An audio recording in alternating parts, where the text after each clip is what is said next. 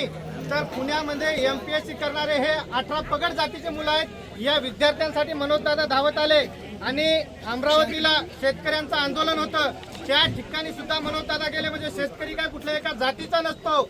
नाशिकचं प्रकरण असेल, पुण्यातलं मुलीचं प्रकरण असेल, म्हणजे प्रत्येक ठिकाणी जर मनोजदादा त्या ठिकाणी स्वतः जात असतील, पाठिंबा नाही तर त्या व्यक्तीला जोपर्यंत न्याय भेटत नाही तोपर्यंत त्या ठिकाणी ते थांबत असतील, तर मग आज या महाराष्ट्रातला फक्त मराठा समाजाची या ठिकाणी का असावा, इतर समाज देखील या ठिकाणी का नसावीत, या हेतूनच रात्री गंगाधर नानाचा जवळपास 2 वाजता कॉल आला की विष्णू भाऊ तुम्ही कुणीही येऊ नका, कारण दादांचा आदेश आहे की या ठिकाणी उन्हात मी एकटा बसणार आहे, कुणी कुठल्याही आमचा समाज असो किंवा कुणी असो या ठिकाणी आपण येऊ नये। तरी देखील मी नानांना सांगितलं, दादांनी 4 शिव्या जरी आम्हाला दिल्या तरी आम्ही त्या ठिकाणी येणार।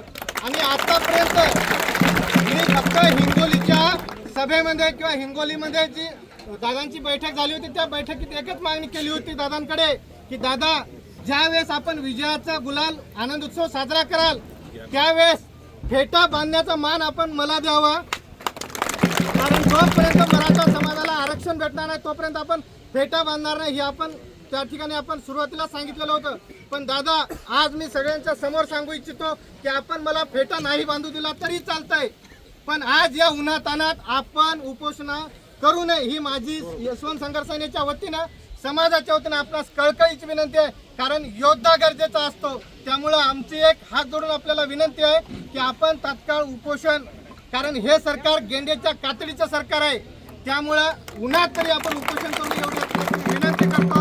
आणि जोपर्यंत आपण उठणार नाही तोपर्यंत आमच्या समाज बांधव ठिकाणी या ठिकाणी थांबतील।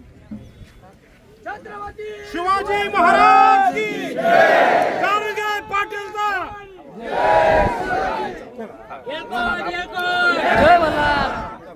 चला थांब, बाकी चला